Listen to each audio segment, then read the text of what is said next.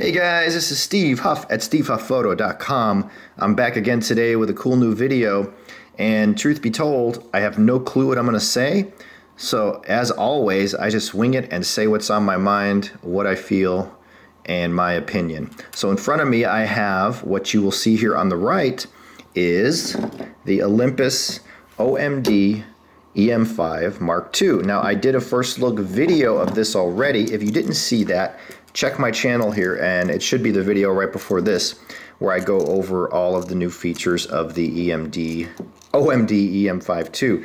Now pay no attention to this. I lost the eye cap for this viewfinder here, so it looks a little weird, but usually you have a back cap on here. It fell off. But here's the E-M5 Mark II, and a lot of people have been asking me for a comparison against the Pro level OMD E-M1. Now the E-M1 is right here in chrome, E-M5 II in chrome. I don't know if you can get a good gist of it, but on this camera here, but in person, the E-M5 II is quite a bit smaller. Not a lot, I shouldn't say quite a bit, but it's smaller. It's shorter. It doesn't have the big grip that you see on the E-M1 here. So E-M1 grip here. You can see the side view here. You can see the E-M1 has a much more substantial grip for your hand. The E-M5, if you like that grip, they sell a grip that attaches to the bottom. There's two grips, a battery grip and then just a grip that doesn't put a battery in, it just acts as a grip. So as you can see, actually, what I'll do here is I'll take these lenses off right there, and you can see for yourself the size of the camera better. So there's the E-M5 II, E-M1. They're very, there's a difference. This E-M1 is more beefy and substantial, but they're not that far apart. They're minimal. Neither of them will fit in your pocket. Neither of them are point and shoots. So either one you're going to have to either carry around you with a strap or put in your bag. So size-wise, in real-life use, there's really not much difference. Now, the E-M1, as many know, is their pro-level flagship camera. And Olympus, even at the meetings for the E-M5 II, they said the E-M1 is still their flagship, even though this camera has some new features that this camera does not. So how does that make this the flagship then? Wouldn't you think the E-M5 is the flagship? Well, you would think that, but in reality, the E-M1 is a tougher body. It's shock-proof, freeze-proof, drop-proof, all that kind of stuff. This is weather-sealed, but it doesn't have the extensive ruggedness of the E-M1. Also, as you can see, the E-M1 has a thicker grip, and they have firmware 3.0 coming this month, which is going to raise the frame rate up from 6 frames per second to 9, as well as add a few things. Now, EVF-wise, you have the same size, or so it appears looking through them side by side, the same EVF in both. So the E-M5 II does have a much better EVF than the original E-M5. On the top panels, as you can see, both have metal dial construction. The E-M1 has a more pro layout because you have this here that allows you to choose settings with button presses, and you have all your buttons and dials here. The E-M5 has a similar control, but it's quite a bit different. Both cameras are easy to control. Both cameras have the same imaging sensor. So we now have the E-M1 sensor and specs in the E-M5 II. So at the end of the day, when you're using these and you own both of them and you get to use and study them, the only differences are the E-M5 has the more pro build and grip, and is a little bit, according to Olympus, is a little bit faster with continuous tracking autofocus.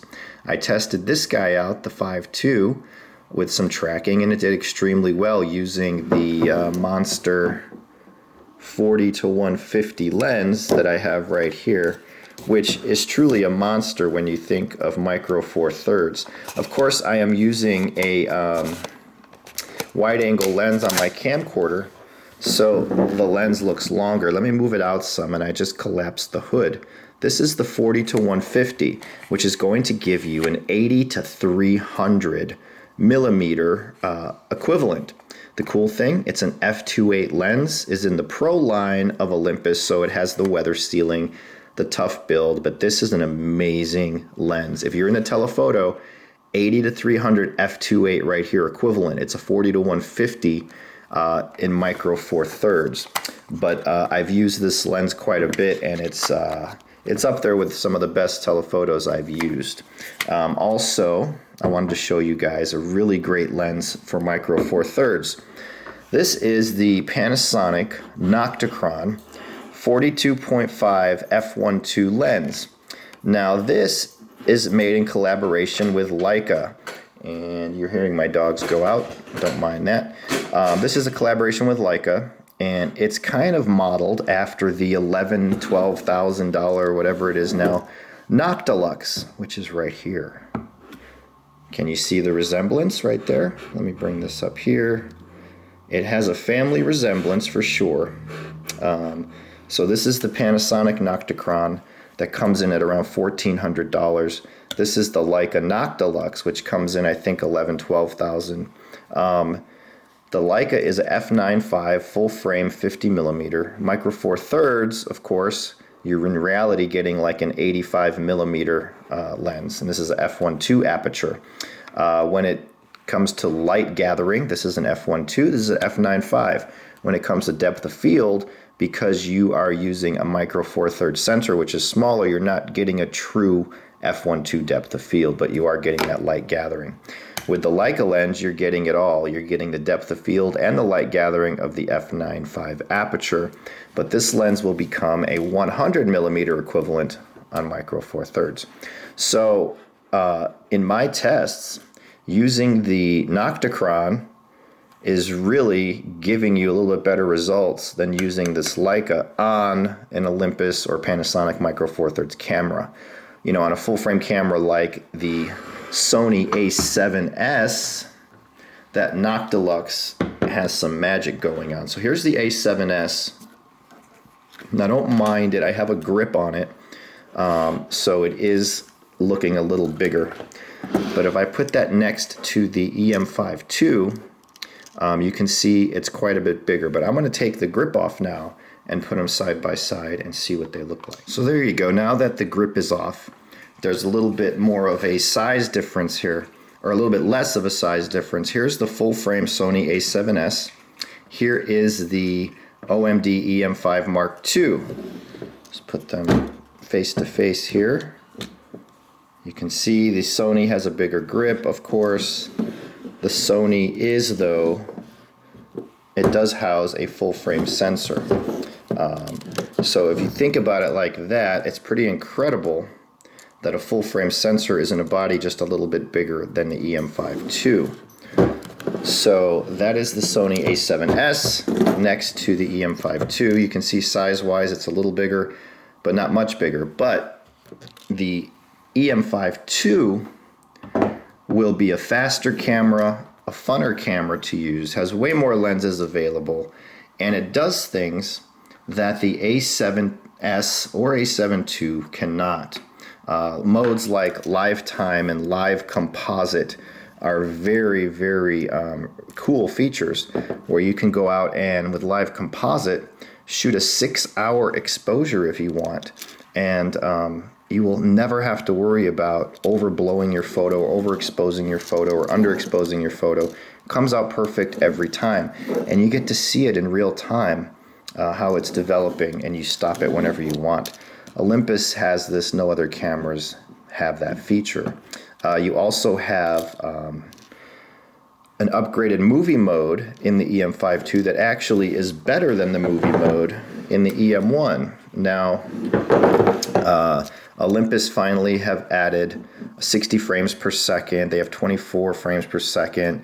They have a much better video quality, and with the 5-axis, upgraded 5-axis image stabilization, shooting videos on this guy is pretty amazing. The video quality and options are better than that on their flagship. The 5-axis on the E-M5 II is better and more effective than on the Pro E-M1. Now, That's because Olympus has been innovating and working on improving it. So the A7S from Sony, the A7 II from Sony also has 5-axis. But if I was to arrange them in order of how well the 5-axis works, it would be EM5 II, EM1, and then the A7 II almost tied with the EM1. So Olympus is pushing forward, they're innovating, they may have a smaller sensor, but they're doing things with the bodies that no one else is doing. And I don't know if the other people are thinking about it, or they can do it, or it's, you know, patented technology from Olympus. But Olympus is basically showing everybody, you know, we may have a smaller sensor, but we can do things the other cameras can't. And I've said this at the EM1 launch, and I still feel it today. The Micro Four Thirds cameras like these here, the EM1 and EM5, the Pen, EP5, what have you, they stand toe-to-toe with any APS-C camera that I've seen, and they perform better than most APS-C cameras I've seen because of the speed, because of the autofocus accuracy, because of the 5-axis, because of the fun of using them, and all of the amazing lenses. Right here I have the Panasonic 15 1.7. It's a fantastic lens. I have here a Panasonic 8mm fisheye, which is also fabulous. I have the 12-40 Olympus Pro Zoom, which is great. The 40-150, the Noctachron, they're all right here. I also have here the Olympus updated 14-150, which is updated now for 2015. They added weather sealing to it. And some people call this the kit lens, though the EM5 II will not come with a lens at all. It's only body. I think Olympus is trying to get away from throwing in kit lenses because most people say the kit lenses are no good. So what's the point in throwing one in if it's going to hinder the results from the camera? To get the best results out of these, you need lenses like these. And this one here, the 15-1.7, will give you like a 30mm equivalent, and it's around $500. So they're not like in the thousands of dollars like many Leica lenses, what have you. So there you go. There's the OMD EM1. Still one heck of a camera, a classic, a legend already. People have done great professional work with it. And I just wanted to show you guys these cameras side by side to give you an idea of the size. And it always happens every time I post a video. If I don't tell you guys, people say, what strap was that on your camera? So this strap just came in. It's from Ona, the company that makes all those cool bags. And this is their Presidio leather strap. It's very good quality. This is like a nice leather right here. You have leather here. It looks nice. This is like the chocolate color. And I have that on the EM1. So that is a great strap. It's comfortable. It's plenty long. And they are sold on Amazon. I'll throw the link down here in the video. So there you go. More Olympus love. I'm surrounded by these two bodies and all these lenses. So now I have to get out and shoot them. My full review of the EM5 II will be up in about 2 weeks. So to those deciding which one should I get, the EM1 or the EM5? If you want the more pro body, the more rugged body, and the grip, go with the EM1. If not, if you don't mind the smaller body and it feels a little, you know, it doesn't feel as substantial. If you want that, go with the EM5 II. You are getting a better 5-axis system and some improvements, including the swivel out LCD, which is really actually cool. I like this better the way it works in real use. You could also close it off and just turn off the LCD when you shoot, which gives you something like a Leica M60 without paying the $18,000 for it. And there you go. So thanks for watching. This is Steve at stevehufpphoto.com. Check back every day for news, reviews, daily inspirations, and all kinds of cool stuff. Hope to see you there, and take it easy. Bye.